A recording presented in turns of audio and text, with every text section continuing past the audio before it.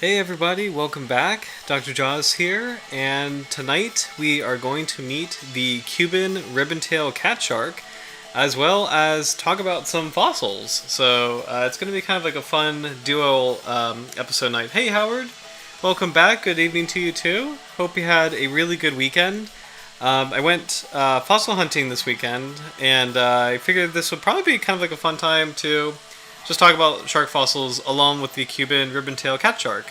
This catshark is kind of a not as well known species, so there's probably not a lot of research available on it. So I think it'd be kind of cool to look at sharks of the past a little bit and then compare it with the catshark, which is a modern species, and yeah, just see what we can learn. So.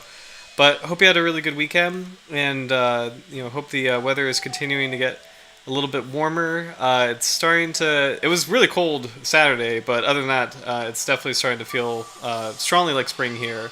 So the place that I went to was on the for fossil hunting was on the Potomac River, and these were the fossils I was able to collect. So I posted them on the Dr. Jaws YouTube page, on the community page.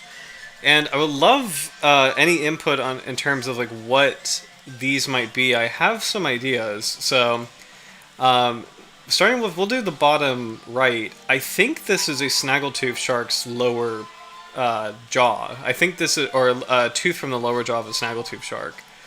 So this is a Miocene assemblage from the Potomac River, and I think that's the Chesapeake group. And snaggletooth. Whoops, sorry, didn't mean to get rid of that. Sorry, 1 second. Snaggletooth sharks have very, very strange difference in dentition, where the upper jaws are these like really broad serrated teeth, and the lower jaws are narrow teeth. And for comparison, I think we'll take a look at, I think Havert Cliffs is also a Miocene formation, and I just want to see if we can get fossil ID. Shark fossils. There we go. Let's see. Snaggletooth shark. There we go. So this is what I mean, where the upper jaw has these like beautiful, large serrated teeth, and the lower jaw has these smaller, narrow teeth. So I think that's what I have here on the bottom right. But what do you think, Howard? Let me know your comments on this bottom right tooth, because I'm very, very curious, since I know you are a snaggletooth shark, fossil snaggletooth shark expert, so would love to hear your input on the lower right tooth. The lower left is a ray plate, so this is some kind of ray, and I forget what the species is, but it was a really cool, pretty well preserved little fossil. So the upper right tooth really threw me for a loop for a second. I think it is a bull shark tooth. And what really threw me for a loop is there seems to be like a really strong band here that almost looks like a brulette. So it almost looks like maybe like a tiny meg tooth in the back of the jaw.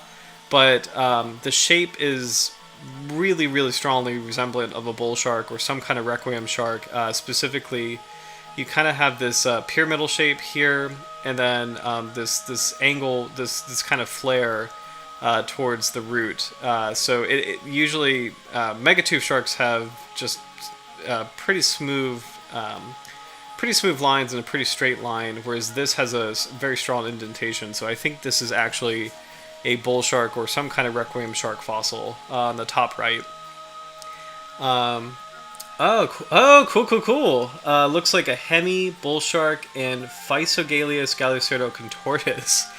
That is really cool. So I was about to say the top left corner, I was torn between if this was a tiger shark, because it is recurved, like it's curved backward, very strongly, or if this was something else, like maybe some kind of hammerhead, maybe a sharp-nosed shark, because sometimes those have a backward curve too. But the idea that this might be a prehistoric kind of tiger shark would be so cool. For comparison, let's see what we have here from the same kind of formation. Let's see. Here we go. So Physogaleus contortus is the tiger. Oh, you might be right, Howard. Yeah, Physogaleus contortus is the tiger shark, and that actually looks really similar. So that's hold on. So these are examples, particularly like these upper teeth with these like smooth points, versus this one. So that actually might be a tiger shark. That is so cool. Thank you. That's so helpful. It was recently revised to Gallicerdo, I think. Oh my gosh, that's so cool. Gallicerdo is of course, the genus of the modern tiger shark, and I would love to pull that up for comparison. Gallicerdo cuvier. These sharks are especially cool in that they're unique. They're very unique in the shark world. They used to be considered requiem sharks, but they're too different. Their physiology, the way they reproduce, it's so different that it justified its own family very recently, which is so cool. Let's see if we can get the general shark references profile, because I would love to see an example of modern tiger shark teeth. Shark references. Gallicerdo cuvier. There we go. Because Shark References usually has really good photographs of teeth. So here we go. So you've got the upper jaw, which has the classic, very strongly serrated, wide blade tooth that is shaped like a heart. Lower jaw, still very strong serrations here, but at a really sharp angle. But it's kind of cool to compare with this prehistoric tiger shark tooth. And especially these prehistoric tiger shark teeth, where you can kind of see a little bit of serrations here, but for the most part, the main crown is smooth. So it's kind of cool to see, as the species has evolved, it became the teeth became more and more serrated, which probably implies that it was handling larger and larger prey items, because usually serrated teeth co-evolve with a preference for marine mammals or large prey items. So. But very cool. So looks like tiger shark, some kind of bull shark. I want to cross-reference this really quickly, and then a lower snaggletooth shark. Let's see if we could take a look at. There we go. See if we could find something. Yeah, right here. Carcharodontis perezi is the Caribbean reef shark. You have the bull shark Carcharodontis lucus up here too. Both of these do have the same shape where you have that indentation. So compared to the tooth on the top, pretty prominent point with a strong indentation. Actually, because that is so prominent, I wonder if there's something else here.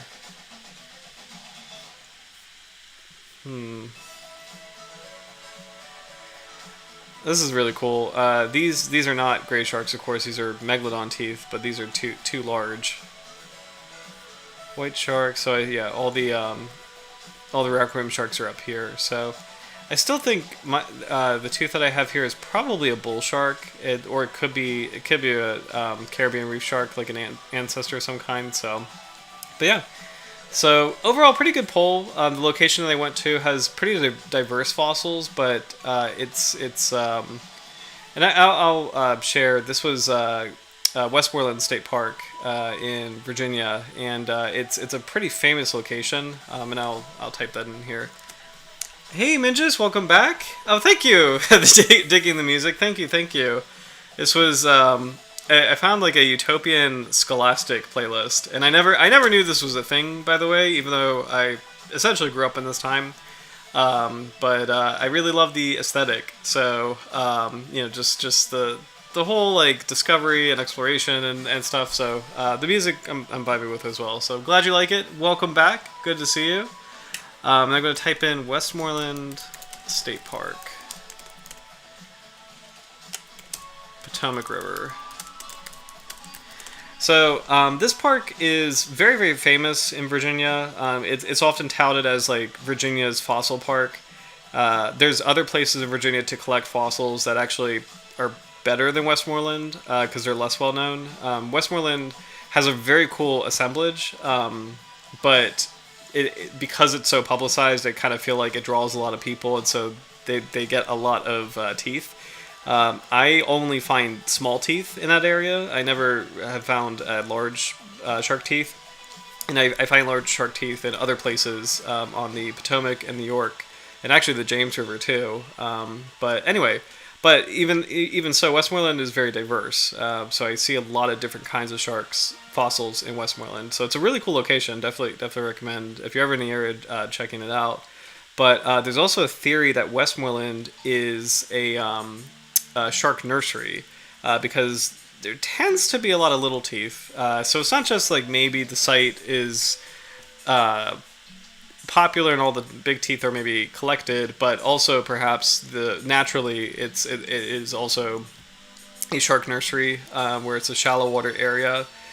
Some of the ray fossils kind of indicate that as well. So, but I love this. Very point and click game on DOS-esque. Yeah, it was honestly referred to Utopia and Scholastic, and honestly that was such a cool time. It's such a cool, a lot of positivity, a lot of global curiosity. Really, the beginning of those like educational software games. Like I remember there was like a really cool little like shark online or not online, a shark CD-ROM encyclopedia, which was really fun. So anyway, it's good vibes. But this was my collection from the park. So thank you for helping me identify some of these. The bull shark and the snaggletooth I got, but the tiger shark it took me a little bit. So thank you. This is super helpful. So to kind of expand on fossil hunting, because I think it's good to kind of continue the subject for a bit. I pulled up a couple articles from this wonderful website we've seen a couple times, fossilguy.com, which I'll put in the chat. And they focus on fossils from multiple locations around the world, but they actually have some pretty good articles on the Potomac River in the Chesapeake Bay area, and then Calvert Cliffs, which is arguably the most famous fossil hunting site in the entirety of the Chesapeake Bay is Calvert Cliffs in Maryland. So I think we'll start with the Calvert Cliffs guide just to kind of explore, and then we'll maybe take a look at the Potomac River guide, because the Calvert Cliffs guide is talking about Miocene teeth, and then the Potomac River guide kind of goes back in time a little bit to talk about older teeth. So, but we'll start with the famous location of Calvert Cliffs, and this is where the fossils I found. This is the same kind of assemblage. So here we go, and really cool picture of a megalodon tooth buried in the, or not buried, but laying on the sand too. So I'm sure, have you been, I'm sure Howard's definitely been fossil hunting for shark's teeth, but Minjas, have you done fossil hunting for shark's teeth? It's different in different parts in the world, but here in the coastal plain of the mid-Atlantic, shark's teeth are just like seashells, where they're hard to find, but they are sitting on the seabed, or they'll be washed up and they'll be just kind of like littering the beach or littering the shore, just like a seashell. So you actually don't have to dig for them; they are going to be right there, which is so cool. But they're very tricky to find because I think the darker color and the weird shape, and the fact that they could be a little smaller or flat, they can be kind of tucked in the sand. I remember the first time I went shark tooth hunting. My mentor was telling me that it's kind of like a ritual, in the sense that you once you find one, you'll start seeing them all over the place. But you have to be like indoctrinated into finding the first tooth, and it's just like it's a really cool thing, like a really kind of fun process, and it's a fun hobby too. So anyway, but let me know if you've ever been fossil hunting for shark's teeth. And also if there's a different method where sometimes I've heard of people digging for teeth, or scuba diving for teeth. Famously, there's a couple locations, including the teeth that we do for the giveaways, where they could only be acquired scuba diving in really dangerous locations, actually. So Calvert Cliffs Shark Tooth Identification Guide, Miocene Fossils of Maryland. Let's see. I'm just going to skim through kind of obvious stuff. Fossil shark teeth are the most popular fossils to look for at Calvert Cliffs. They're all from the Miocene time period. One of the more sought after sharks is the Megalodon, of course.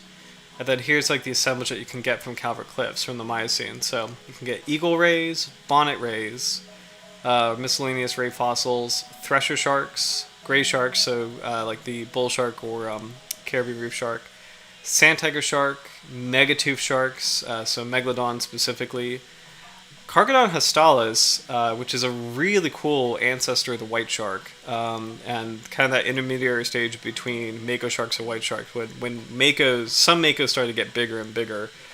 Some of my favorite fossils are Carcharodon hastalis and Carcharodon plicatilis, like ancient relatives of white sharks. I have a couple of white shark fossils.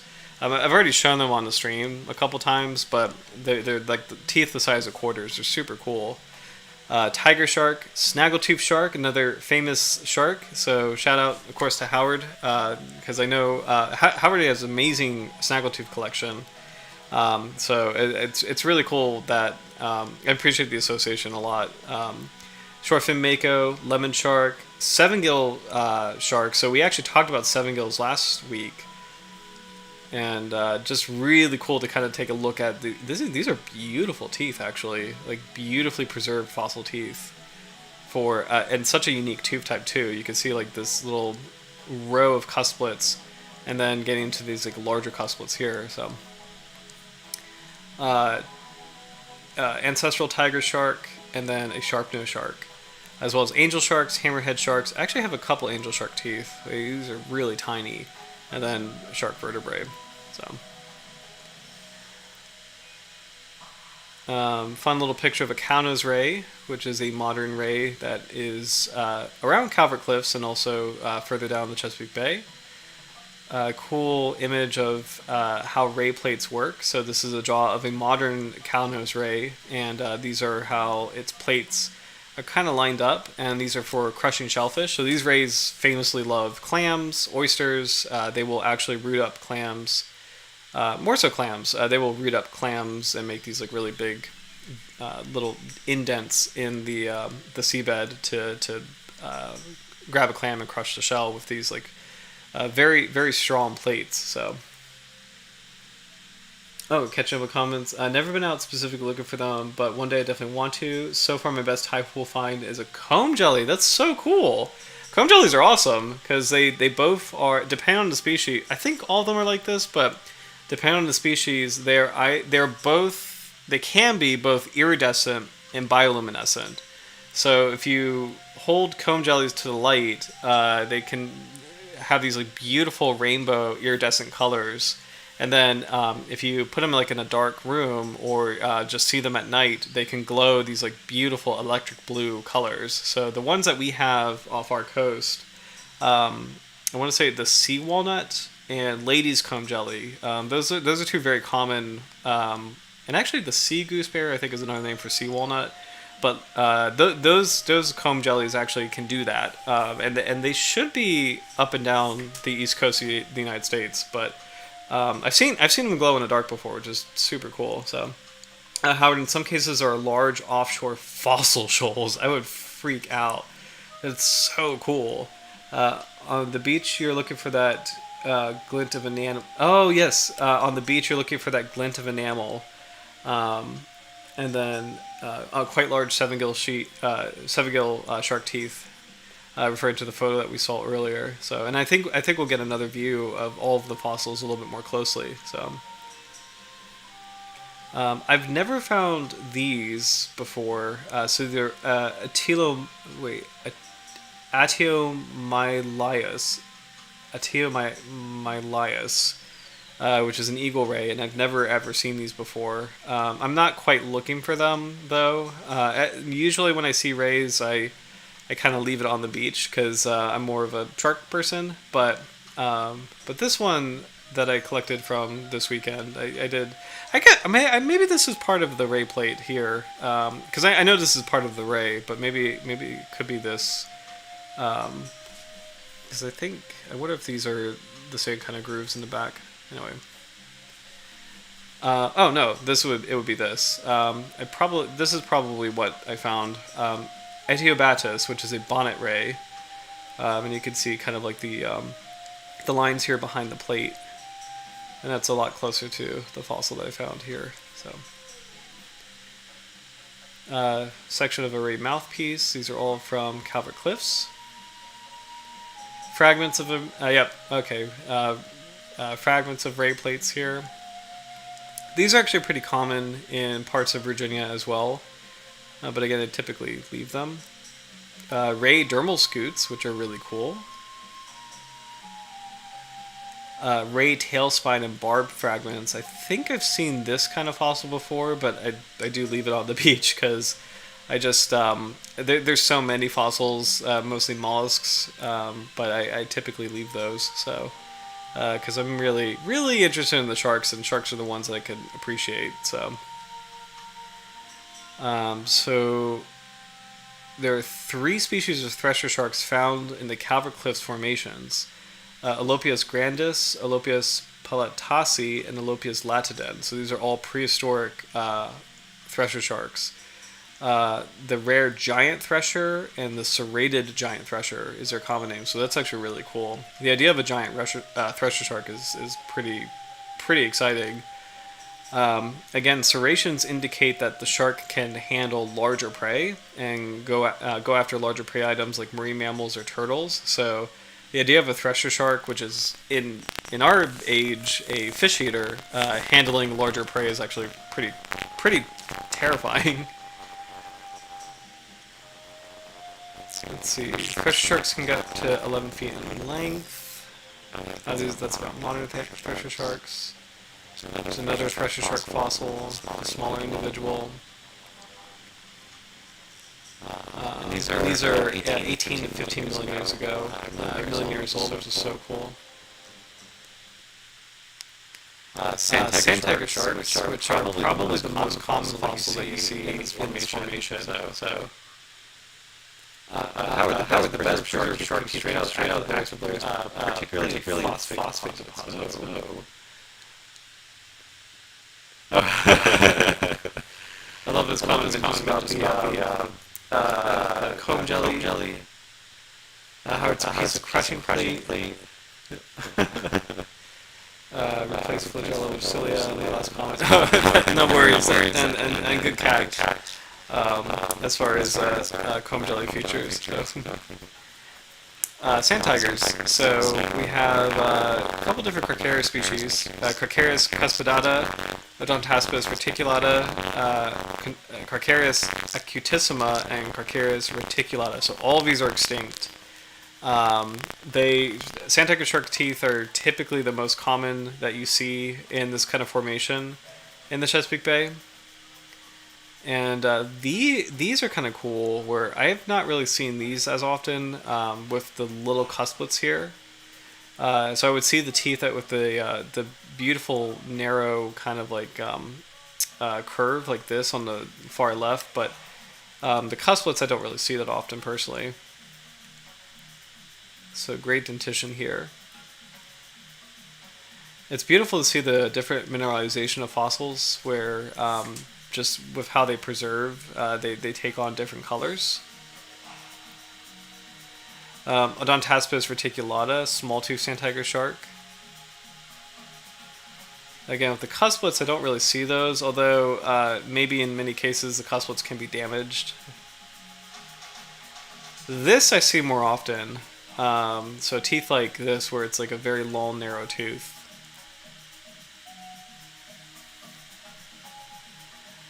We have the gray sharks here.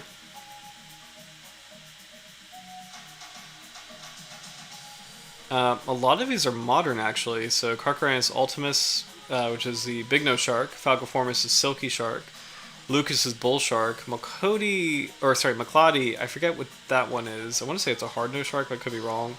Perezii is a Caribbean shark, a reef shark. Carcharanus priscus is extinct, and Carcharanus plumbeus is a sandbar shark. So a lot of these are still alive today.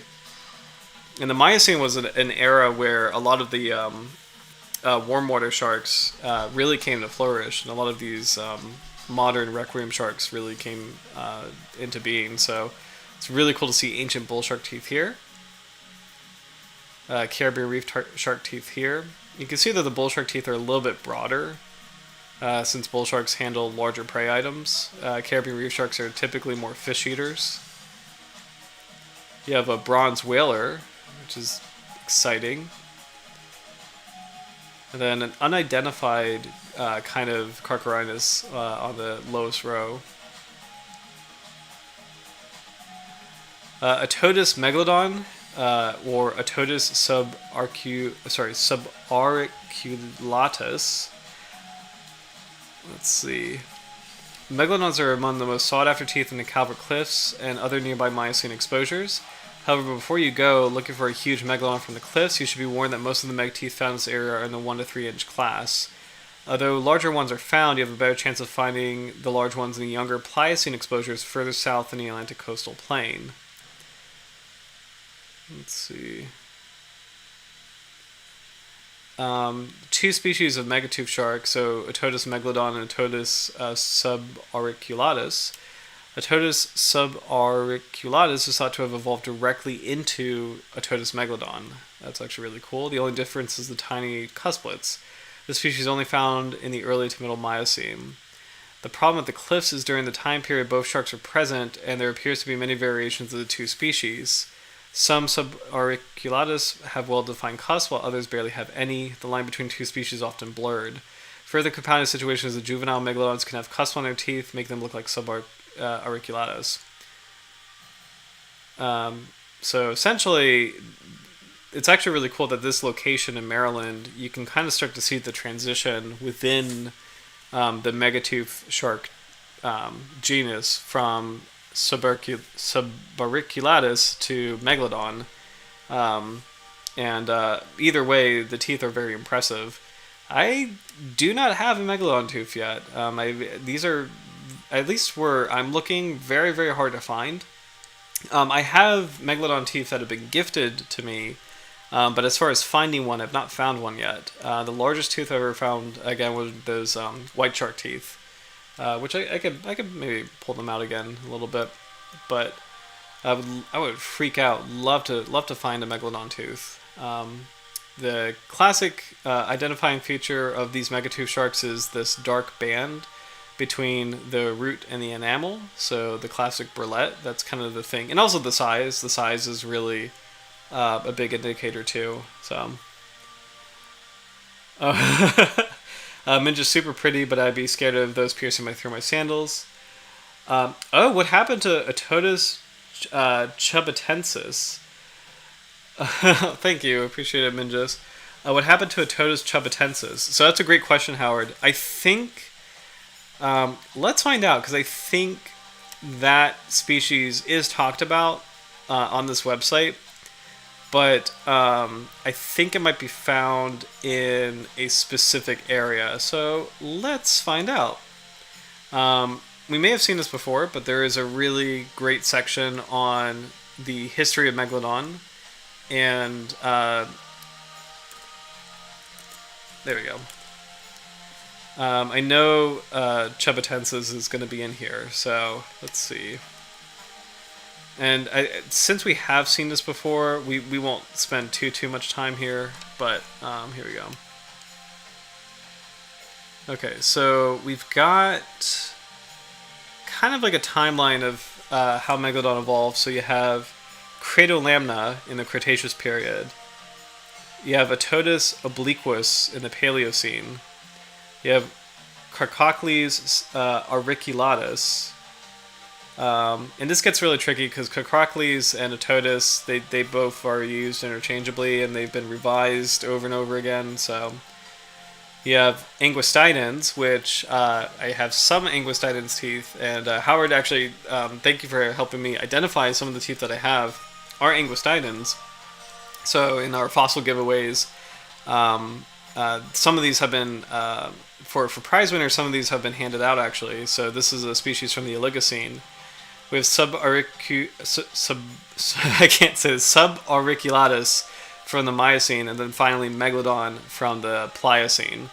And then you can kind of see just how the size has gotten larger and larger and larger over time. And then fun size comparison. So 7 meters for a great white shark. That's a maximum. These are maximum sizes.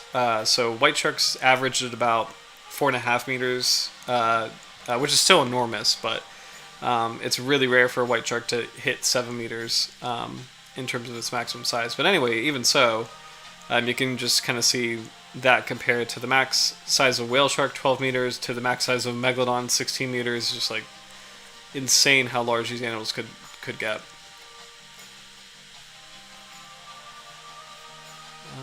Let's see. I know Chubensis is somewhere. Because what's kind of funny is that they would go in. Fossil hunters would call them chubs, which is kind of fun. There we go. Okay. Okay, fast facts about Megalodon. So name. The Megalodon shark commonly goes by the name Otodus megalodon, but it used to be called Carcocles megalodon. Otodus megalodon in Greek means otodus, which is ear-shaped tooth, and megalodon is big tooth. Megalodon teeth have been found throughout history. Pliny the Elder, around 70 AD, believed shark teeth were triangular objects dropped from the sky during lunar eclipses. That's very wrong, but okay. In the Middle Ages, Europeans thought they were tongue stones or petrified tongues of dragons and snakes. Still wrong, but cooler. Megalodon teeth were worn as pendants and used in medicine. I've mentioned this multiple times, but that's actually something, I don't know about the medicine part, but the pendants, that definitely was a thing in North America. So a lot of East Coast tribes in what is now United States and maybe Canada too, tribes would actually incorporate megalodon teeth into burials, and there are megalodon teeth with holes bored into them, implying that they were used as necklaces. Oh yeah, here we go. Native Americans use shark teeth, including megalodon teeth, as necklaces and tools such as scrapers. The actual name Megalodon was named by Louis Agassiz in 1843. Location nearly global. Megalodon lived globally in the warm oceans of the Miocene and Pliocene. Fossils of Carcocles megalodon have been found on every continent except Antarctica. Age is Middle Miocene to Pliocene, approximately 16 to 3.5 million years ago. Megalodon evolved from Otodus subauriculatus, parentheses, Otodus chabutensis. So, it looks like they kind of lop subauriculatus and chabutensis into the same category. To kind of address your earlier comment, Howard, I think that's kind of what they're doing for when they're summarizing Miocene shark teeth. So, sometime the Miocene became extinct in Pliocene 3.5 million years ago. I love this separate sentence. It is not alive today and has been dead for millions of years. Appreciate that they clarify that, because unfortunately a lot of people need to know that. It's a shame that there's misinformation about Megalodon. It sounds really cool, that the idea that it would still be alive, but it is not alive. It died.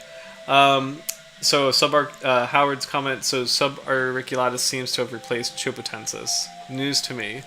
Interesting. Yeah, so I'm not, it's so confusing, like the how everything is. I mean, even modern sharks, how they're named or renamed, it changes hands so many times, it gets so confusing so many times. But prehistoric sharks, I think, is a whole other ballgame as far as how often that's revised. So I personally forget where chubs were as far as the timeline. So, but yeah, I'm not sure when that development happened. We could find out really quickly. Otodus chabutensis.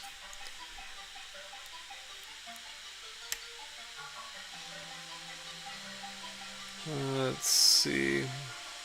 It's an extinct species of prehistoric megatooth shark. Some fossils dated of late Oligocene were found and possibly belong to the species, but are in debate. Largest individuals were 13.5 meters long. Taxonomy. As in the case of other known megatooth sharks, the genus Otodus chabutensis remains in dispute. The Swiss naturalist Louis Agassiz first identified the shark as a species of Carcharodon in 1843. So this is wrong, because Carcharodon is a white shark. And as we know, white sharks are totally different. They evolved in a completely different way. So they superficially look similar, but they're completely different animals. In 1906, Amagino renamed the shark as Carcharodon chubatensis.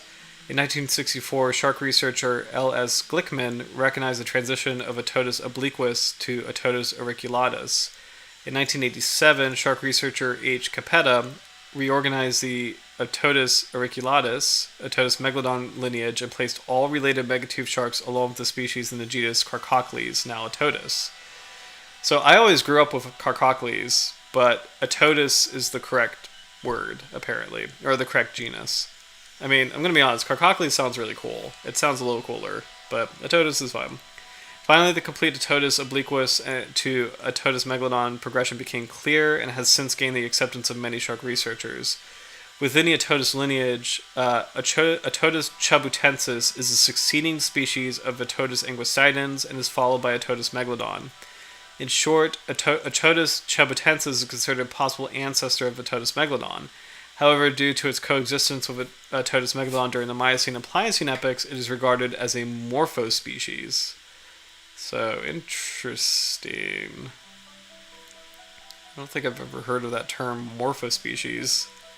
Interesting. I think...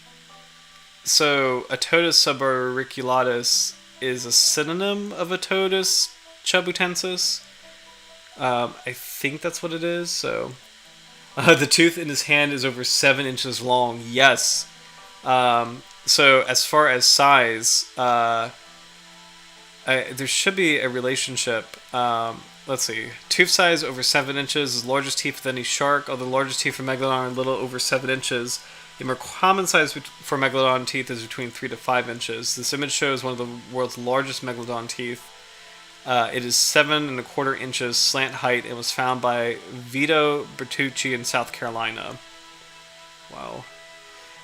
Body size up to 60 feet and 65 tons. The more reliable body size estimates go up to around 60 feet. It's possible that slightly larger ones existed. The average size of megalodon is around 33 feet, which is enormous still. It's still... Because by comparison, an average white shark, which is a terrifying and, amazing shark, is like 14 feet, 16 feet. So twice that size is being the average size is just unbelievable to think about. Megalodons are a little larger than a modern-day whale shark and over twice as large as a great white shark. Diet, anything. It was the most massive shark to ever live. Evidence shows it ate whales. Extinction 3.5 million years ago. Yes, Megalodon is extinct. According to all the scientific research, Megalodon became extinct sometime in the mid to late Pliocene. Factors for extinction include changing ocean currents, the loss of its main food source, competition with killer whales and great whites, and whale migration into Arctic waters. It is actually really interesting to note the competition with killer whales, because I think we need to point out that killer whales are enormous animals. In comparison to a white shark, which is a very, very large shark, Orchinus orca.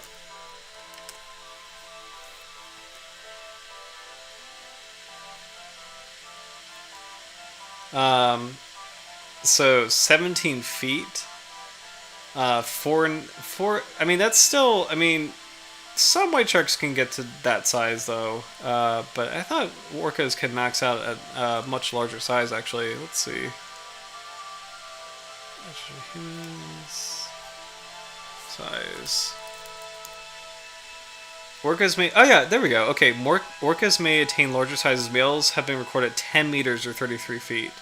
So, okay, so this is actually a really great comparison. So, modern day orcas, which are massive animals, were the size of average size megalodons. And it kind of makes sense that these two animals competed with each other for hunting larger whales, and that the orcas won out in the sense that they're both massive animals, but maybe like the orca's intelligence or coordination as far as hunting, it could have I like that theory that this animal, which is comparable in size to megalodon, outcompeted it.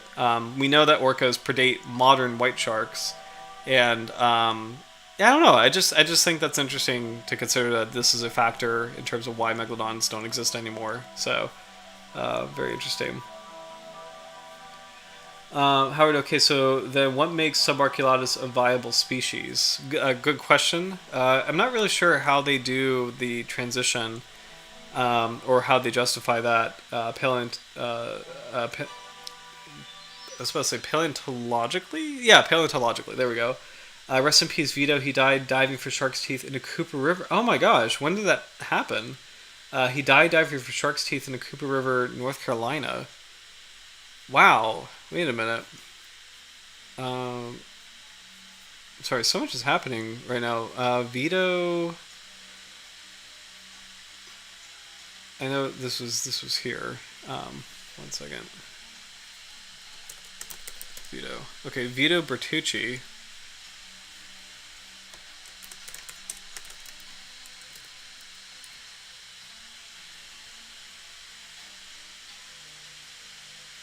2004. Oh, yeah. 1956 to 2004. Oh my gosh, he had a diving accident. I did not know this actually.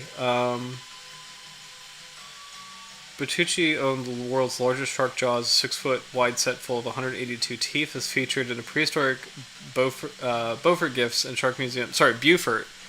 So if it's North Carolina, fun fact, if it's North Carolina, it's Beaufort. If it's South Carolina, it's Beaufort. So prehistoric Beaufort Gifts and Shark Museum located at Port Royal, South Carolina. It's been featured in National Geographic World Magazine and a television special standing inside its life-size megalodon model, which is worth over 1.2 million. Wow. He was collecting in the Ogeechee River in October 2004. He must have had a dive accident. That's really sad. Oh my gosh. I know that dive site is very dangerous because there's no visibility, and you're surrounded with alligators. It's it's a warm coastal river, so alligators are there, and water moccasins are there, and it's a lot could go wrong. So Cooper is very dangerous. Yes, absolutely. Just there's so many factors that visibility is a big one, and it's just like the idea of going into that murky water with a scuba apparatus, and you don't know who you're sharing the water with in terms of alligators or snapping turtles, or and that sounds really silly, but like there's some species that can get really really big, such as and the undertow is vicious. Yes, weirdly enough, like rivers like that, even if they seem small, and actually, where I went to school, there was a small creek met the James River. The way that water moved created a dangerous undertow that actually was fatal for people just historically. Like it was a well-known site of like just avoid. So that's a very very scary situation. Let's see. Weird little segue, but I don't know if you ever heard of an alligator snapping turtle. This is a real animal, by the way. This is the extreme version of a snapping turtle. So there's normal snapping turtles, and then when you go further south, and I think they may live in South Carolina, you get this monstrous version of a snapping turtle. These guys get huge, and they get really really huge. They have these kind of like really cool, intimidating looking scutes on their shell, and very very large jaws. Very large jaws, very sharp claws, and snapping turtles themselves are dangerous, but alligator snapping turtles are a whole other level. And it looks like a Pokemon. It's such a really cool animal. So that's kind of like a mid-sized one. They get to be, let's see, large alligator snapping turtle.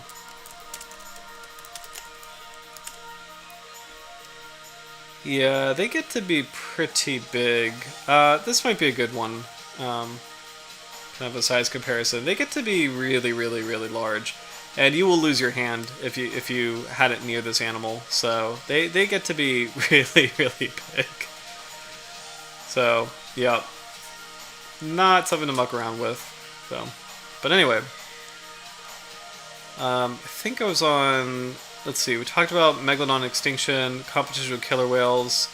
Just wanted to, yeah, as if normal ones were horrifying enough, like a tank with fangs. And really, yep, absolutely.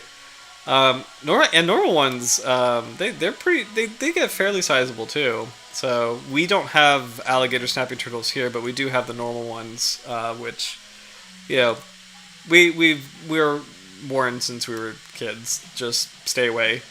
quite temperamental and quite a bad bite. So move on from megalodon. Some more fossils from Miocene, and then we'll zoom back to modern sharks. But Carcharodon hastalis, also known as Cosmopolitodus hastalis, the narrow white shark. This genus of Carcharodon first appears in the Oligocene. It's represented by scarce fossil teeth found in Belgium. The genus branches out to many species, such as the Miocene Carcharodon hastalis, Carcharodon subseratus, and the Pliocene Carcharodon plicatilis, Carcharodon hobeli, and Carcharodon carcharius.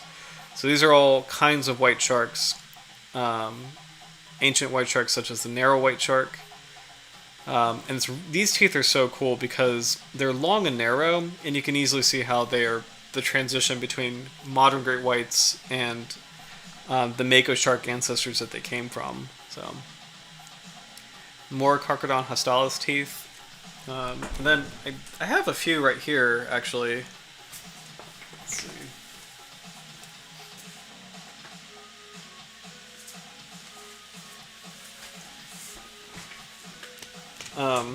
Which is so exciting. Like it's funny that you think of locations like the Mid-Atlantic as maybe at first seemingly like not the most exciting in terms of marine life or fossils or adventures, and there's a lot here and a lot to offer. So this tooth is from the York River. So hold on, there we go.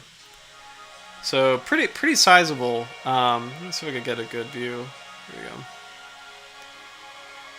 So really nice. I think this is an upper tooth of. I want to say this one is actually plicatilis, like Carcharodon plicatilis. So this is a white shark tooth collected from the York River in Virginia. So about the size. I'm going to see if I can compare it with a coin. Sorry, one second. See if I can get like a good little quarter. There we go. So here is a U.S. quarter compared to the tooth. So pretty sizable.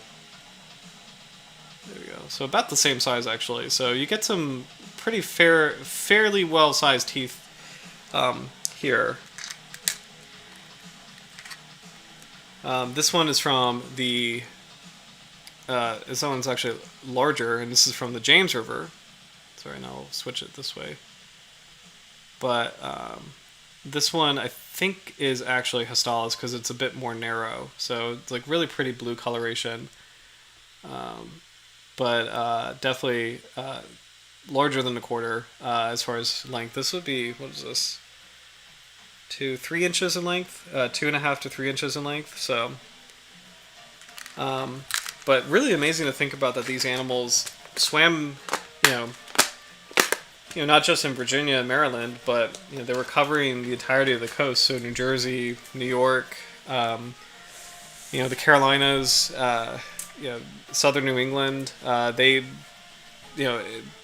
was all essentially like similar habitat, the same ecosystem. So, and thank you, appreciate it.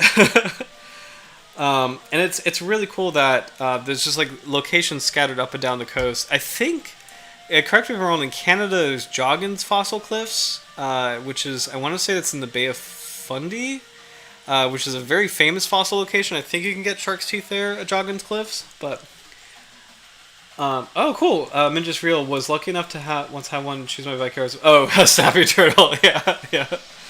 Oh my gosh, yep.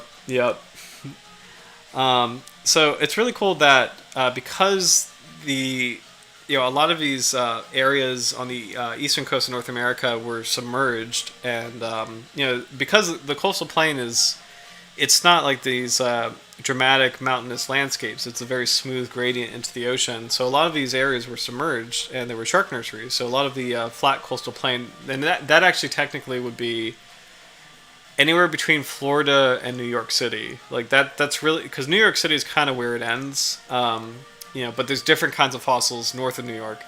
But from Florida to New York City, that broad coastal plain has these just like these littering of Miocene fossils and Pliocene fossils. I think maybe Pliocene and Miocene fossils of a lot of these shark species. So it's really cool that you might think you live in like kind of an ordinary place, but beneath your feet there's this like really interesting story as far as just sharks and marine life that lived here. So here is Carcharodon hastalis, the extinct narrow white shark. This tooth is really cool. This is kind of like a weird camo tooth. I don't really know how it got that coloration, but very cool. Speaking of coloration, I think I had an article pulled up about how fossil shark teeth mineralize. Oop.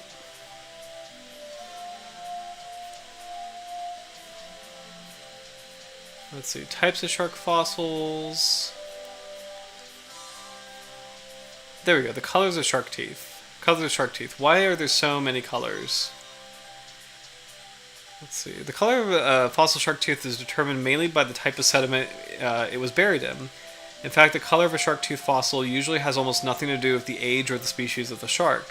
This is why fossil shark teeth can be black, red, blue, brown, gray, or even white, depending on where they're found. However, one color is far more common than all the others: black. While most fossil shark teeth are black, because they're usually preserved in sediments that are rich in phosphate. So Howard mentioned that earlier. So why do shark teeth turn black in the first place? When a shark sheds a tooth, it sinks to the bottom of the ocean and becomes buried in sediment. In many fossil shark tooth layers, the sediment itself is full of tiny phosphate grains or small phosphate pebbles. Over time, water-carrying dissolved minerals such as phosphate moves through the sediment and into the tooth during the fossilization process. As this happens, the minerals in the surrounding sediment slowly replace much of the original material in the tooth. Because phosphate is so common in many fossil-bearing formations, the tooth often takes on a dark black color. This is why black is the most common color of fossil shark teeth found around the world. However, phosphate is not the only mineral involved. Other minerals in the sediment can also seep into the tooth and change the color. Iron-rich sediments can turn shark teeth red, orange, or brown, while other minerals can produce blue, gray, green, or even white fossils. So although most fossil shark teeth are black, the final color always depends on the minerals in the sediment where the tooth was buried. Let's see. So a white megalodon tooth with color leached out by groundwater. So very beautiful pearly color. Speckled cloudy patterns on fossil shark teeth. Orange anguistidens tooth in the center is a white streak running along the root and enamel. Oh. There are many smaller factors that can also affect the colors of fossil shark teeth. Cracks in the sediment, plant roots growing near the fossil, and animal burrows passing through the layer can all change how minerals reach different parts of the tooth. Even small changes in the surrounding sediment can produce color streaks or spots. These factors help explain why some fossil teeth have a multicolored appearance. Others may look cloudy, speckled, or have lightning and streaked appearances. All these variations are normal and are part of the fossilization and post-fossilization process. So that's extremely cool, and it kind of makes like the speckled teeth, like, in a weird way, I mean, just so unique, you know. Why shark teeth are different colors in different locations. Real examples from famous fossil sites. At the famous Calvert Cliffs in Maryland, which we were looking at all the shark fossils from that formation, many fossil-bearing layers consist of bluish and greenish clays mixed with brown sands and iron-rich sediments. Because of this combination of minerals, fossil shark teeth from Calvert Cliffs are often multicolored. It is very common to find teeth with a mix of blue, green, gray, or brown tones all in the same tooth. Big Brook area of New Jersey, interesting. In New Jersey, many of the Cretaceous shark tooth formations are rich in iron oxide, which is essentially natural rust. This iron gives fossil shark teeth and other fossils from these layers their well-known red and orange colors. That is why shark teeth found in New Jersey are often bright red, reddish brown, or deep orange. Venice Beach, very, very famous location. The Peace River Formation in Florida is extremely rich in phosphate, which is a dense black mineral. Because of this, fossil shark teeth from the Peace River are most commonly black. The Venice Beach collecting area and the Peace River collecting area are both well known for producing large numbers of black fossil shark teeth. Coastal South Carolina, we were just talking about. The coastal rivers of South Carolina are also known as blackwater rivers because they contain high levels of tannins from decaying plant material. These tannins give the water a dark brown color, and fossil shark teeth found in these rivers often absorb that color.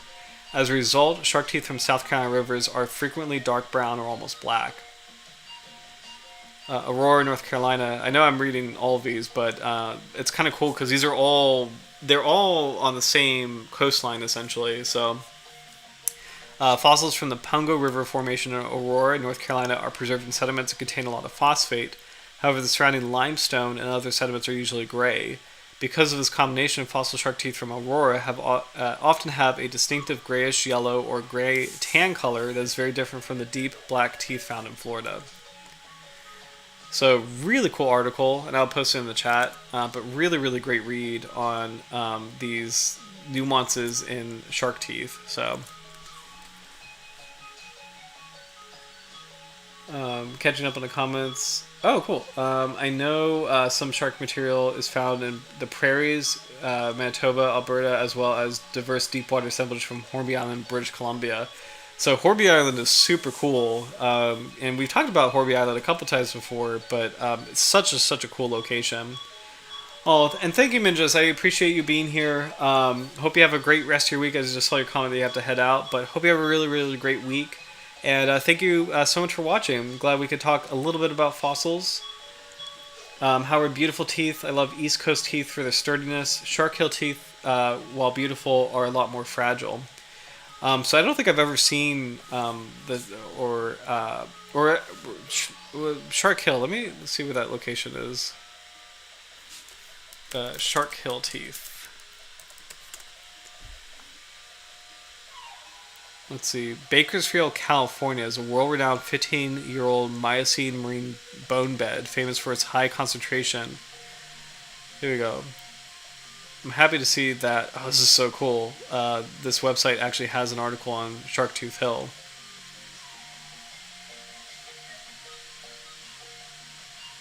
Oh, it's so cool. Nestled in the foothills of the Sierra Nevada mountains near Bakersfield is Sharktooth Hill. First documented by William P. Blake in 1853, Sharktooth Hill is one of the most significant Miocene fossil sites in the world. Sharktooth Hill is a middle Miocene marine exposure of a round mountain silt unit of the Temblor Formation. Using magnetic stratigraphy data, the age of this unit is estimated about 15 to 16 million years old. At this time, sea levels were higher and Central California was under the Temblor Sea. So cool. The fauna at Sharktooth Hill is similar to East Coast Miocene fauna such as the Calvert Formation and the Pungo River Formation. The fauna include a plethora of sharks and rays, marine mammals, sea turtles, and fish.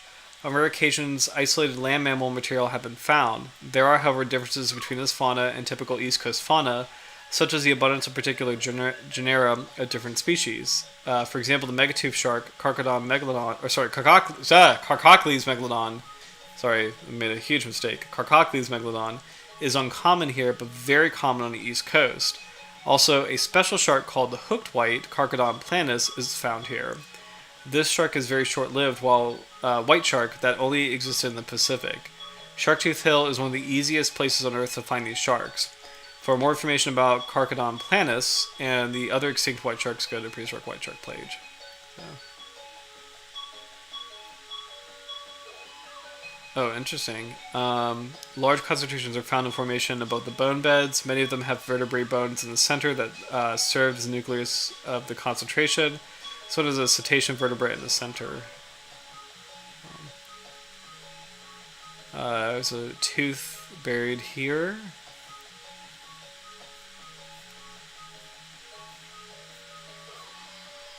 Wow, beautiful megatooth shark here.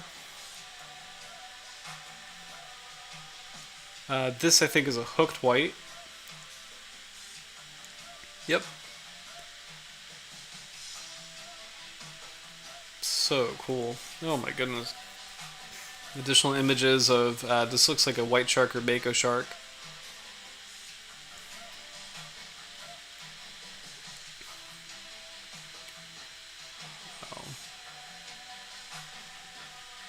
We have some kind of dogfish, angel sharks, whale teeth, requiem sharks, the hooked white, so Carcharodon planus, tiger-like shark, so same with the fossils that I found, Carcharodon histalis, narrow white. So very similar to East Coast Formation, but with a couple key differences. It's so cool. Oh my goodness. So I think this has been a really fun foray. Oh, so cool. I have a plate of 500 Hemis from here. Oh my gosh, that's so cool. Man. And the red teeth from the Cooper River. I'm sure they have Cooper River in here. I'm going to check really quick. And then we'll zoom into the present with our modern shark. Cooper River shark teeth.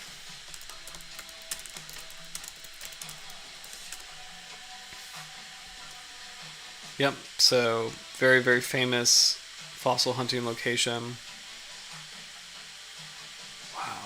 With just rich in megalodon teeth, which is truly, truly incredible.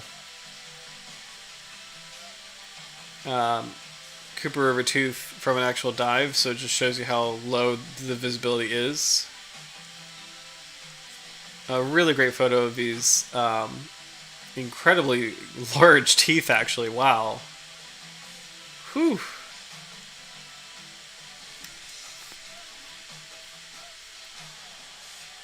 Beautiful coloration here, so very unique color.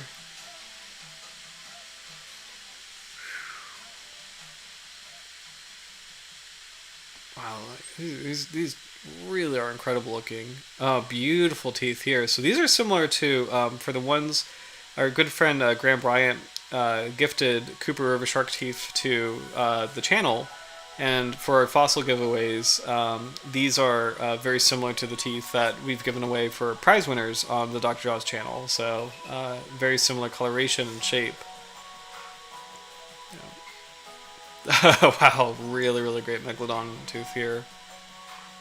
That's so cool.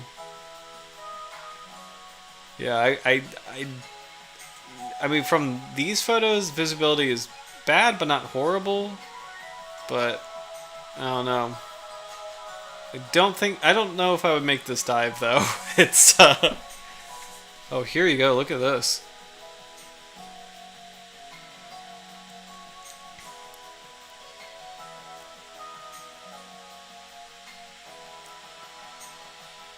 Really cool layout. I honestly should take a formal photo, and I might do this weekend. I should take formal photos of the shark teeth I found in Virginia, and just kind of like lay them out like this, and I'll put them on the channel just to kind of like identify them. I think it'll be kind of cool. So, but anyway, I'm really, really glad that we took like how a tannic acid from the river provides the color. That's so, so cool. In Virginia, we do have tannin swamps, but I don't know if they're in a fossil area. The teeth that we have here, and I'm trying to think of the locations I've collected from.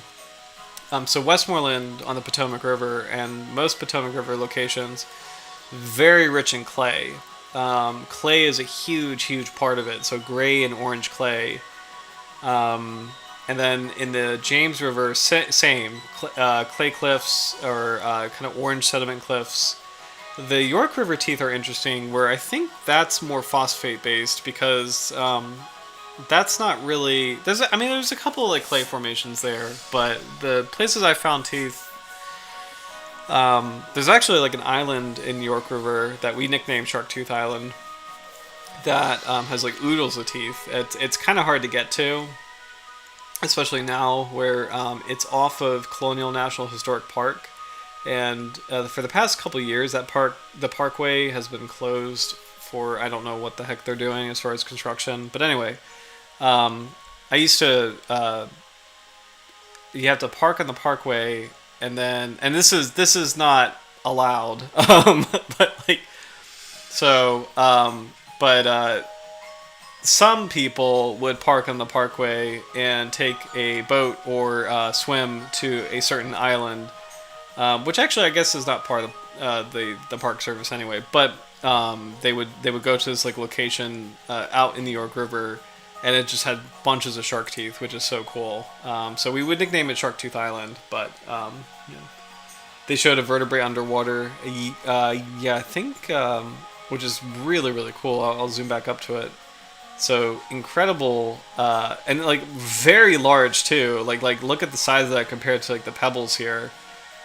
Pretty large vertebrae. So incredible photo. I remember, and this would apply to this location, but there's other parts in there's some rivers where you can find mammoth tusks or mammoth ivory underwater, and it's really rare, but it can happen. And I can't remember where Vim's collected this from, but in the Virginia Institute of Marine Science, they have like a little exhibit hall with fish tanks, and one of the fish tanks has a large mammoth tusk that they collected from a nearby river, and it's hiding in plain sight, but it's like this incredible find, really. They're using it as a decorative piece, but it's like this really amazing fossil, actually. So, anyway, since it's 10 o'clock, I think we'll zoom forward to the Cuban Ribbontail Catshark. I'm glad that we spent a lot of time on fossils. I think one, fossils are always awesome. It's always a fun side tangent, but two, this species that we're going to review tonight, it's a kind of finback cat shark, and these are not really well known, so I'm glad we're going to take a look at it now. But I feel like there's not going to be a lot of information on this species, but we'll see what we can see. So zooming forward 15 million years, roughly, to the present, we have a Eridacnis barbouri, the Cuban Ribbontail Catshark, which is not a recent species as far as being named in 1944, but also not a very well-known species where there's not a lot of coverage on it, so I'm curious to see what we could see. So, as far as photographs, we have right now a sketch from Food and Agriculture Organization. So, slightly larger eyes, two equally sized dorsal fins, a very long caudal fin with a very underdeveloped lower lobe, so it's almost like kind of like eel-like in appearance. Actually, this is the same image from the Shark References website. So it's, I don't know, actually, do we have colorized images of the species? In this guide, we have figure B as a Cuban Ribbontail Catshark. But not a lot of coverage here. Let's see.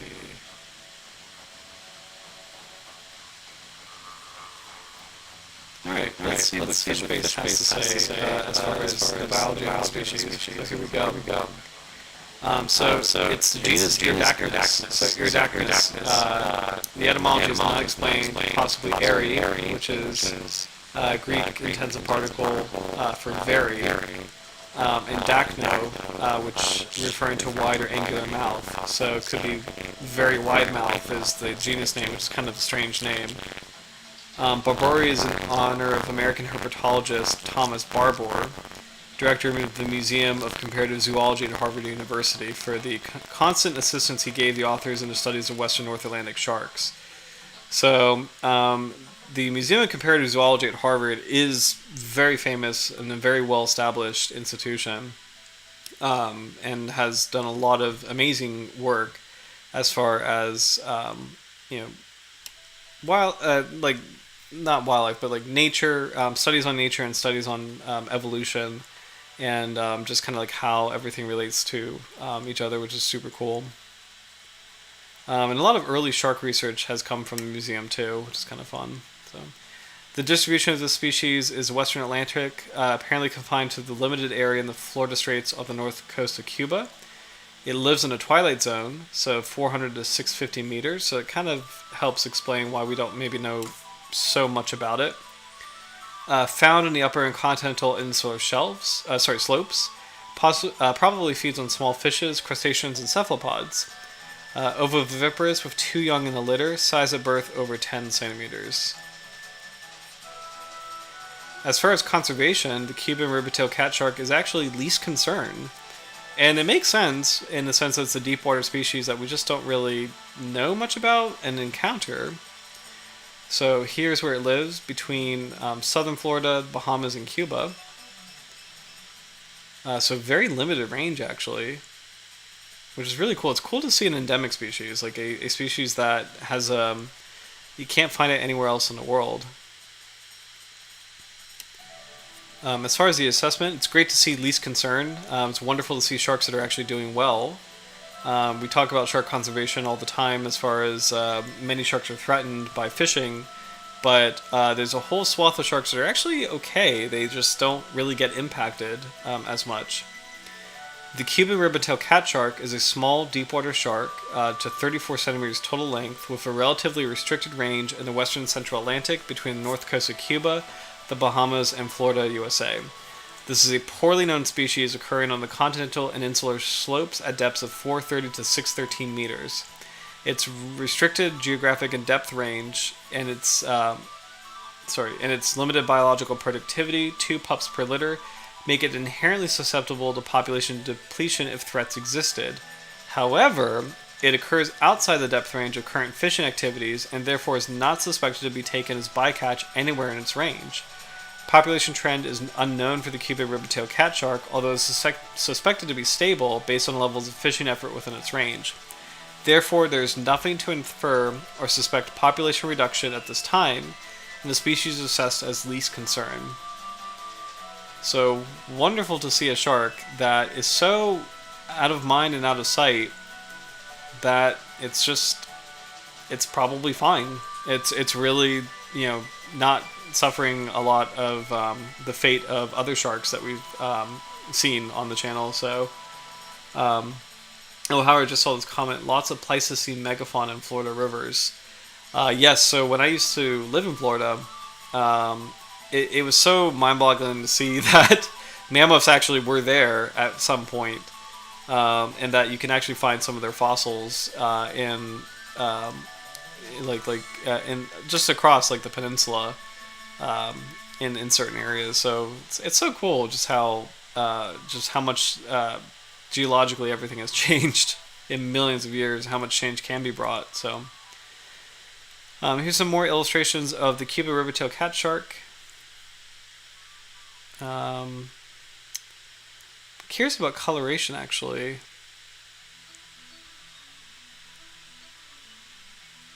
Plain light gray is coloration, so it sounds like it's just like a simple straight color here. Let's see if FishBase confirms that, but that would make sense. If it's a deep water shark, it may not need camouflage like other species.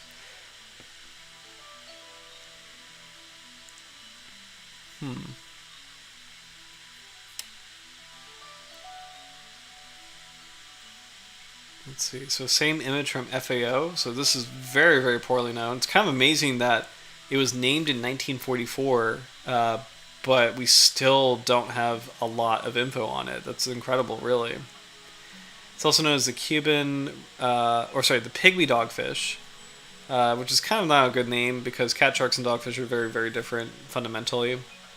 Cuban Ribbontail Catshark are the only 2 English names.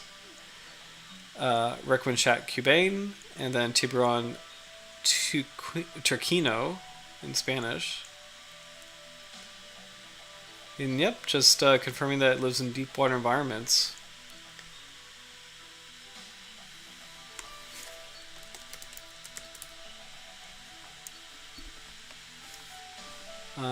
Checking Eridacnis in some of the research that we can find. This is all in French. But figure B is a species. So again, 2 equal-sized dorsal fins. The shape of the caudal fin implies it's a very, very slow swimmer. Proportionally larger eyes, so it kind of supports its existence in a deep water environment. As we were talking about fossil shark teeth, we could take a look at this shark's modern teeth, or this modern shark's teeth, figure B2. And they are pointed with two fairly sized cusplets, and they're all clustered together. So you can kind of infer that with the points, it probably is a generalist that handles fish, small invertebrates. The fact that they're all clustered together, it probably eats shellfish. It probably wouldn't go after like mollusks or clams, but it may go after crabs or deep water lobsters. The teeth in particular kind of make you think of a piscivorous dentition, I think. What are your thoughts, Howard, as far as like the modern teeth? Also, completely agree and love his comment. The less we know about a species, the safer they are, and that's very, very true. It's good to know that there's like secret. And it's honestly really exciting and really affirming to know there's like secret parts of the world, where there's just like some of these animals are just living just without human interference. It's like that Lost World quote. So Lost World Jurassic Park, I think John Hammond at the end of the movie says these animals require our absence, in order and in order to survive or something like that. So there's a beautiful quote at the end of that movie that just kind of makes me think of that concept. So it's great to see sharks that are really far removed from human influence. It's also really cool to see a tropical shark removed from human influence. Because you think about human fishing activity and human population centers, you think about tropical areas really, but for whatever reason, the deep water areas between Bahamas, Cuba, and southern Florida, it's kind of like a weirdly safe zone for the species, which is pretty interesting. So, also, this is so dumb, but Bermuda Triangle, the urban legend, where is that location again? No, okay, so it's barely covering the Bermuda Triangle. This is such a strange thing. So, the Bermuda Triangle, just as a fun refresher, the Bermuda Triangle, also known as the Devil's Triangle, is a loosely defined region in the North Atlantic Ocean, roughly bound by Florida, Bermuda, and Puerto Rico. Since the mid-20th century, has been the focus of an urban legend suggesting many aircraft, ships, and people disappeared. However, extensive investigations by reputable sources, including the U.S. government and scientific organizations, have found no evidence of unusual activity, attributing reported incidents to natural phenomenon, human error, or misinterpretation. So, this shark lives maybe in the tiniest little quarter of the Bermuda Triangle, but yeah. Sorry. I was just kind of curious. So ridiculous. Let's see.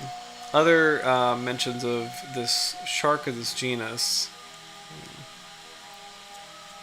Let's see. It's part of a couple of like very long-term studies, large studies on how sharks have evolved in general.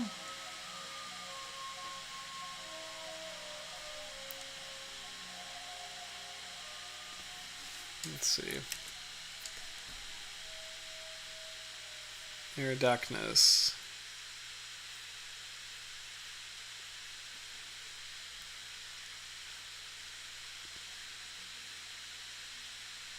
Oh, this is interesting. When morphological, this is kind of a random note on this genus of cat shark, Eridacnis, which is kind of finback cat shark. When morphological and molecular data are combined, both Proscilium and Eridacnis are closer to higher coccurrinoids than the pentanchids. So, what that means is that these sharks are actually closer, closer in relation to requiem sharks, like the big, kind of more famous sharks like sandbar sharks and bull sharks, than pentanchids, which are a kind of cat shark. It's kind of interesting.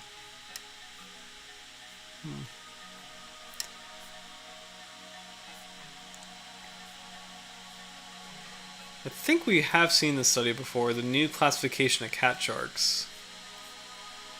Um, so like very very subtle features are kind of supporting the reorganization of this very diverse group of sharks. So cat sharks are really the most diverse collection of sharks as far as or families of sharks. The most specious are arguably the cat sharks. So oh yeah. I love this, Howard. The home of Megalodon, Elvis, and Sasquatch. My little brother, um, man, he would drive me nuts because he would watch a lot of Sasquatch shows, and I think he was doing that to annoy me. Because like I don't think he seriously believes that Sasquatch exists, but he would watch a lot of those shows, and I would like really as a teenager get spun up, be like, this is just garbage. Like there's no way Sasquatch or Bigfoot or anything like that is real, and then we get into these like stupid arguments about that. And I think he was trolling me at the end of the day, but I do have a theory about Sasquatch and Bigfoot, and my theory is it's been grizzly bears all along, and because grizzly bears can walk on 2 feet, just randomly, for no particular reason per se. They can just do that. I'm not sure. And actually, let's see. Grizzly bear 2 feet. Because like I know they do that when they fight. But yeah, I mean, like if you saw this in a dark wood, you would think this is maybe a Sasquatch of some kind. But like, look at this one actually. Yeah. And actually, look at this one. I mean, really, I honestly think it's bears. I think it's been bears all along. Really, like just they're big, they're hairy, they're scary. And then if you're in a dark wood at night and you see this moving through the trees, you could think it's a person, but it's a bear. That's my theory. Especially since these animals overlap exactly where Sasquatch legends overlap, where these are Western North American, montane animals. like they just. I think it's bears. That's what I think it is. But anyway, let's see. It's funny. There's been so many as far as urban. I think urban legends really were extremely popular in. I hate to say this because I recently have been praising like '90s educational media, but I look back and like there's been a lot of sensationalist stuff, like shows, and they really got apparent in the aughts. But I remember like El Chupacabra shows, and I mean and when I say shows, I mean like people trying to search for the El Chupacabra, or search for Sasquatch, or search for mermaids, or search for dragons. It just was wild stuff, honestly. I don't know what that phase was about in media. So, I think there's a couple mentions of this genus Eridacnis in this article here. Let's see if there's any interesting insights. Okay, this is actually pretty cool. So this is an image. These are all images of the Cuban Ribbontail Catshark's teeth. So speaking of shark teeth, as we were looking at fossil teeth at the beginning of the stream, we actually can see a very detailed view of the modern teeth. And based on this, I know I don't see a scale here, but based on just the texture, these look like very, very, very tiny teeth. And I guess these bars are scaled. Hold on. Scale bars equals 100 micrometers. So 100 micrometers. So these are indeed very, very tiny teeth, especially in the back. So these are more front-facing teeth, and then as you get further back, they get broader, multicusped, and lower, which is kind of interesting.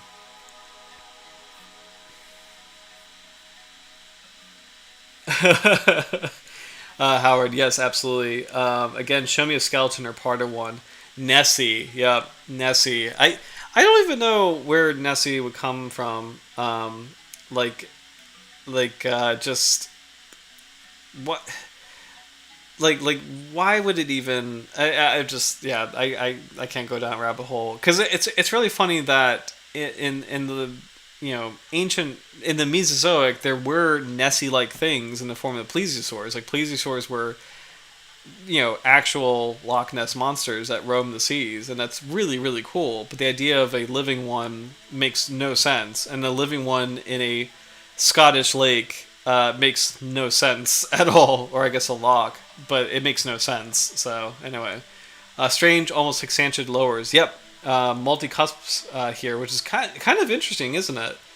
Because I don't think when you think about it, this was a kind of carchariniform, right? So this is a kind of um, ground shark. This is part of the quote unquote modern group of sharks, and it's kind of amazing that the lower teeth are reminiscent of hexantiforms, which are quote unquote primitive sharks. Like they're more of like the ancestral form of sharks. So and I can't really think of other carchariniforms that have multicuspid teeth like this in the back of their mouths, because you do have weird teeth. Like you do have smoothhounds can have like flat pavement like teeth, and tiger sharks have like the famous heart shaped teeth. But multicusps, I don't know. I can't think of other members of this order with multiple cusplets, so I'm not quite sure. It's a very unique dentition here. So let's see. And this is actually kind of interesting. Oh, and I'm gonna be, hold on, Pseudotriachidae. I'm going to be eating my words because they're actually comparing. This might be a good study to end on. They're actually comparing other kinds of cat sharks, and clearly they have multicusplets. So let's actually, I'm going to zoom back to, here we go. Okay, new dentition arrangements observed in the posterior and commercial tooth groups. Okay. Okay, here we go. So Atelomictoridae, which is a kind of cat shark group. So I'm definitely eating my words because these are actually very strongly multicusp teeth. So the anterior teeth, they almost look like Japanese sais, like three-pronged swords, or knives, I should say. And then the middle teeth and the back teeth, multiple cusplets. These also look quite small, a little bit larger than our Cuban Ribbontail Catshark teeth. Small, but pretty serious dentition. Carcharinidae, so the famous requiem shark group. So this is actually a night shark, Carcharinus signatus. So these are like classic shark teeth. Although I say that, but night shark actually has quite a variety here. Small upper teeth until you get to the middle of the mouth, so pretty strong serrations, very large bladed tooth, and then it's getting flatter and flatter towards the back. You have needly teeth, because these look like some. This is a symphysis tooth, and these anterior teeth, like they look kind of tiny. Spear-like lower teeth to help kind of grasp prey, broad upper teeth to help rip prey apart. But for the most part, like a single cusp. It's interesting. Tiger shark, so the famous heart-shaped teeth, very large, highly serrated teeth towards the anterior of the mouth, or interior of the jaws, and then in the back you get lower teeth. And I'll zoom in on a tiger shark tooth just for fun. But these are some of the most recognizable shark teeth, I think. I used to have a tiger shark tooth necklace, and I literally just remembered that live. Like I totally forgot that I had one when I was a young guy, like I think an early teenager. I had an actual tiger shark tooth necklace, and I'm not sure where that went. So. Patanchidae, which is another kind of cat shark. So bristling teeth, amazing multicuspid teeth. So towards the front of the mouth, very long and narrow.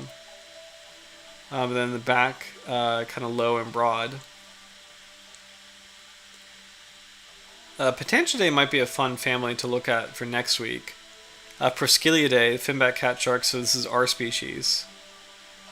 We'll read kind of the entry on Proskyliidae. So usually the teeth are higher than wide from a parensymphysial to anterolateral, and wider than high from lateral to commissural, generally multicuspid with 1 to 5 cusps. Let's see. Without serrations. You have Pseudotriachidae, another kind of catshark group. Scalorhinidae, these are kind of like the very classic catsharks, like Scalorhinus radifer is the chain catshark. A little bit simpler dentition here. Triachidae, so some triachids like the smoothhounds have flat teeth, but some like, hold on, let me make sure I get this right. This is triachid, right? Yeah, Galorhinus galeus, the taupe shark, have these kind of more like classic looking shark teeth, like long and narrow. I saw Sphaeridae. It looks like it isn't a figure, but oh, there is. Hold on. Hammerhead shark teeth. So a little bit more of a classic look. No cusplets, just like a single blade. Pretty strong dentition, so good for devouring fish. Oops.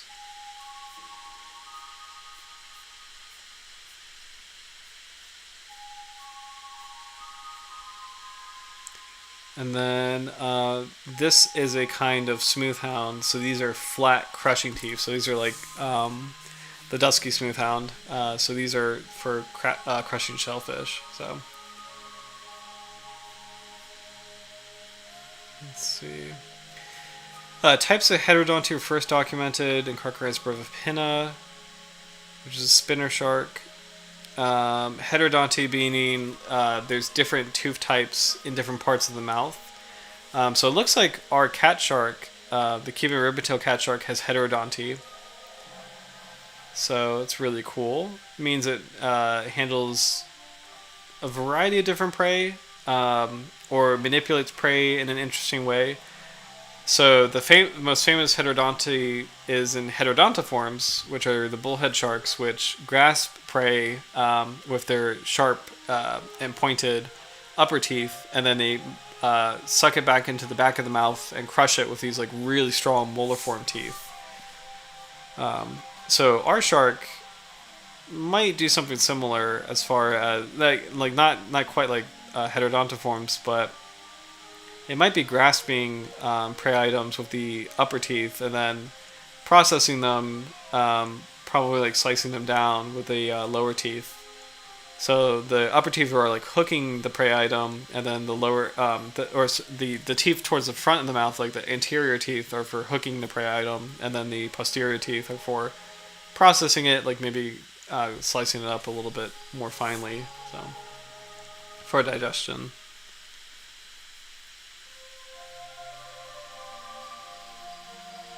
Let's see.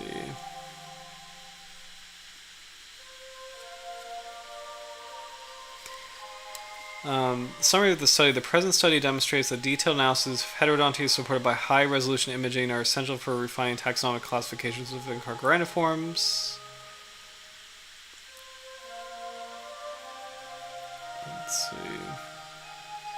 The identification of subtle morphological traits not only aids in distinguishing closely related taxa, but also helps correct historical taxonomic inaccuracies.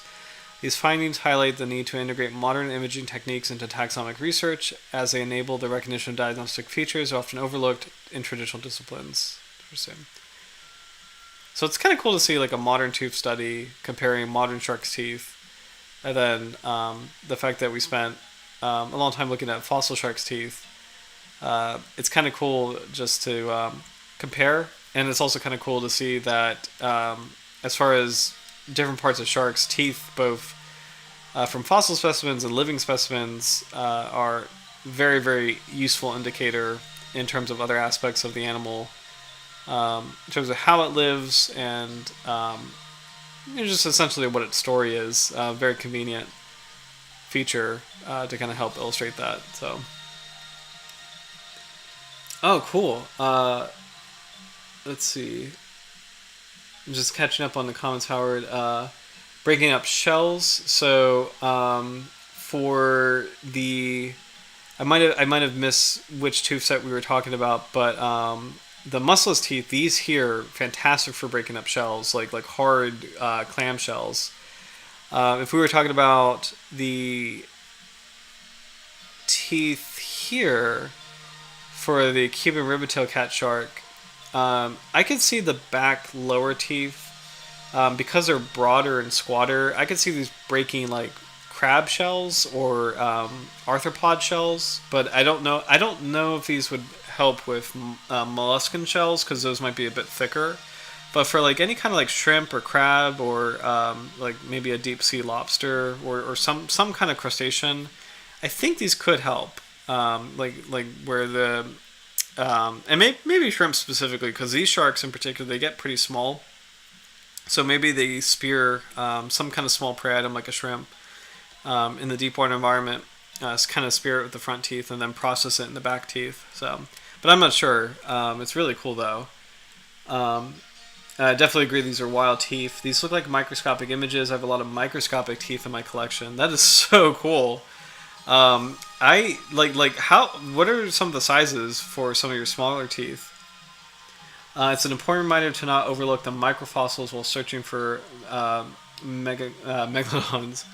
Or megacodons. So yes, and honestly, that's a really good reminder too that sharks, when you compare sharks to all of life, they are large animals. They're comparatively quite large animals. They don't really. I almost want to. I'm tempted to say they're unusually large animals. And I know I probably shouldn't say that, but when you compare sharks to bony fish, and like that's the most apt comparison. A lot of bony fish start out life as literal plankton. Like they are part of the planktonic soup, so they're microscopic. You can't see them with the naked eye.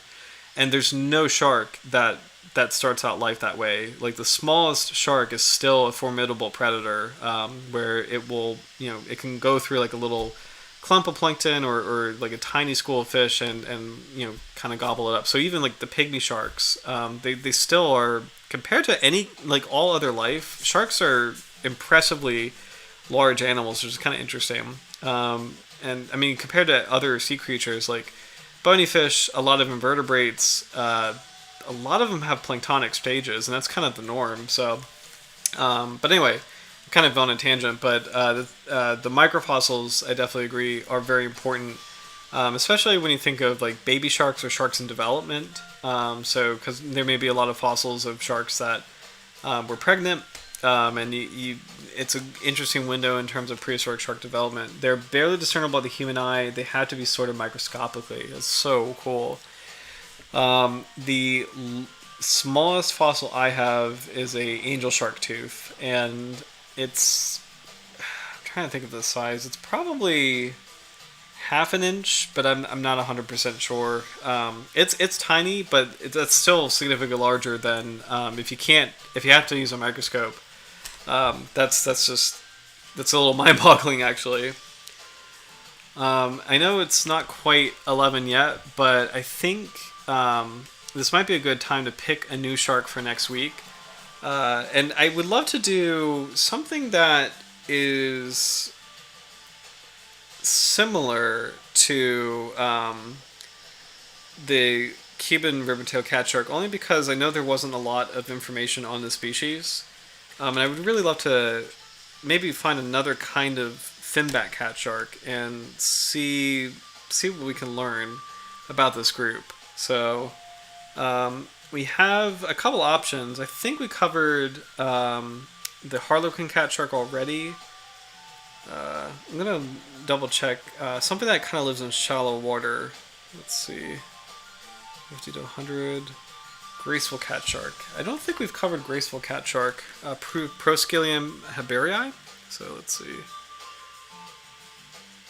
I'm just gonna check the channel really quick. just to kind of keep track of. We've covered a lot of shark species already, so we're going to check the playlists.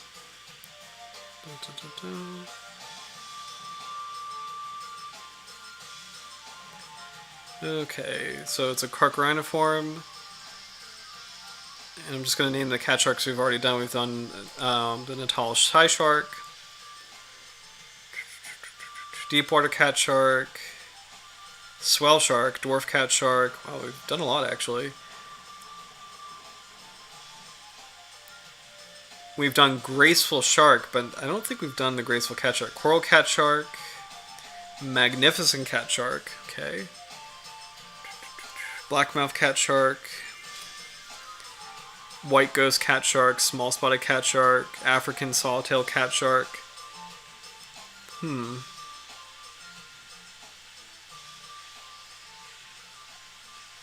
Yellow Spotted Cat Shark. Wow, man, we've done so many. We've done the Graceful Cat Sharks. We've done both Prosciliums. That's kind of wild. Okay, so I think I've got a species. The African Ribbontail Catshark, which might be a mistake as far as it may be similar to the Cuban Ribbontail Catshark, but I would like to try to give this genus another chance to see if there's more research on it. So we'll try the African Ribbontail Catshark, because we did the African Sawtail Catshark, but I don't think we did the Ribbontail Catshark. Eridacnis sinuans. So I think this might be a good one for next week to kind of give this genus another try, to see if there's more research. And worst case scenario, if there's not as much stuff, if we can't find anything, might be a doorway to more fossil conversations.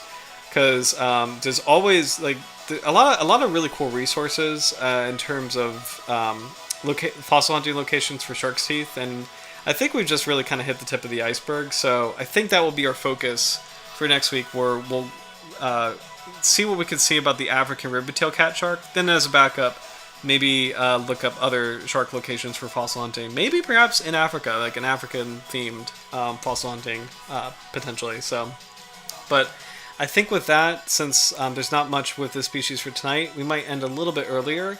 But thank you so much for watching and for joining us for, especially the first part of the stream. I really loved going over the fossils and the fossil hunting locations, and we learned at least more about how teeth fossilize in general. And I think most importantly, though, that aside, it's great to see a living shark that is doing well, that is so removed from humanity that it's actually doing okay. So thank you again for suggesting Cuban Ribbontail Catshark for tonight's stream, because it's wonderful to see, another shark that is part of the sizable collection that is actually doing okay in spite of all that is happening in the world. This species is actually faring fairly well. It's secretive enough and kind of secluded enough that it's avoided human pressure pretty well, and it's actually one of the species that's doing okay. So. But next week, we'll take a look at its cousin, the African Ribbontail Catshark, and see what we can learn more about the finback catsharks in general, and this genus, Eridacnis, and we'll see what we can see. But until then, hope you enjoy... thank you! I appreciate that, Howard. Thank you so much for your comment. That really means a lot to me. So thank you, and thank you likewise for joining, and for your comments and your insight as well, because especially just, on the fossil side, I've learned a lot from your contributions, so thank you. But hope you have a great rest of your week and a great weekend, and I'm excited for next week to talk about the African Ribbontail Catshark and maybe more fossils. But until then, cheers, and have a good one. Have a good night. Bye.